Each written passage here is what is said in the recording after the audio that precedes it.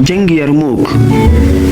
Iran पर पता पाने के बाद हज़रत अबू बकर सिद्दीक़ रज़ियल्लाहु तआला अन्हु ने लश्कर इस्लाम का रुख शाम व रूम की तरफ किया। लश्कर इस्लाम के 4 हिस्से बनाए और 4 कमांडर बनाए। हज़रत अकरम बिन अबी जहल, हज़रत उमर बिन अल-आस, यजीद बिन अबी सुफियान, हज़रत अबू उबैदा बिन जर्राह। इन चारों पर हज़रत अबू बकर सिद्दीक़ रज़ियल्लाहु तआला अन्हु ने हज़रत खालिद बिन वलीद रज़ियल्लाहु तआला अन्हु को सपसालार कमांडर इन चीफ बनाया, क्योंकि इनकी नज़र में खालिद बिन वलीद से बेहतर कोई तजुर्बाकार सपसालार न था। तो इस वजह से कि खालिद बिन वलीद रज़ियल्लाहु तआला अन्हु ने ईरानी अफवाज को मुसलसल शिकस्ती देकर बहुत बड़ा इलाका ईरानी छीन लिया था। और हज़रत खालिद बिन वलीद रज़ियल्लाहु तआला अन्हु का बहुत बड़ा कारनामा जंग मूता की लड़ाई में बेहतरीन क़ियादत और बहादुरी थी। और इसी वक्त से खुद हुज़ूर अकरम सल्लल्लाहु अलैहि वसल्लम ने इनको सैफुल्लाह का लक़ब अता फरमाया था। हज़रत खालिद बिन वलीद रज़ियल्लाहु तआला अन्हु के सरबराही में यहाँ रूमी अफवाज की कई लाख तादाद से मुसलमानों का मुकाबला था। मुसलमानों की तादाद 40 से 46 हजार थे। बलाखिर लड़ाई शुरू। मुसलमानों के दिल में तादाद की कमी का कोई फिक्र न था। इनकी कायद सपसालार भी बहादुर थे।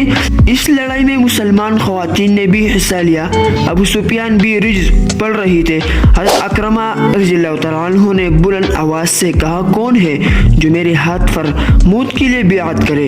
इसी वक्त हज़रत ज़ुरार बिन अबूर और दूसरी 400 आदमियों ने बियात की कि या तो हम शहीद हो जाएगी या फतहमंद होकर मैदान से वापस आएगी। इसके बाद ये दस्ता रूमी फौज पर भूखे शेरों की तरह हमला आवर हुआ।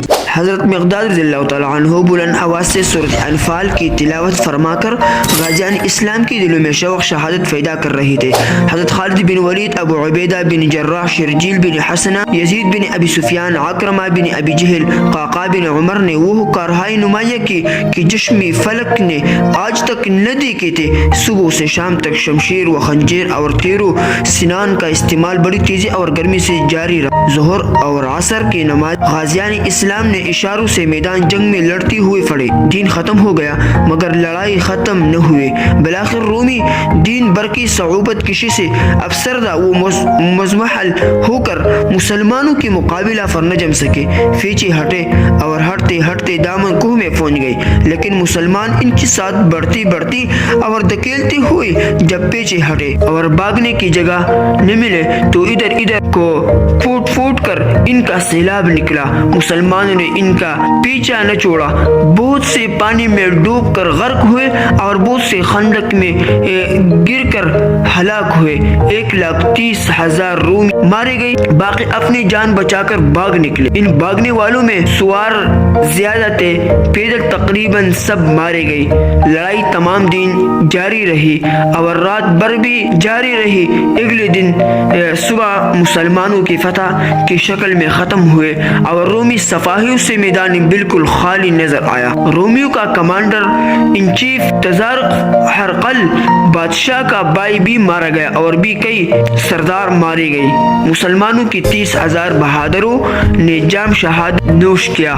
जब यरमुक में शिकस्त खाकर ईसाई फौज खम्स में हरकल शारूम के पास पहुंचे तो वो अपनी कई लाख आहन फौज की मिट्टी पर मुसलमान फौज से शिकस्त सुनकर बदहवास हो गया और फौरन अहमद से किसी दूसरी तरफ चल दिया। हज़रत खालिद बिन वलीद रज़ियल्लाहु तआला अन्हु ने 100 से ज़ायद जंगी लड़ी और किसी में भी शिकस्त नहीं उठाई। हज़रत खालिद बिन वलीद रज़ियल्लाहु तआला अन्हु साहिब अर्राई असहाब में से थे।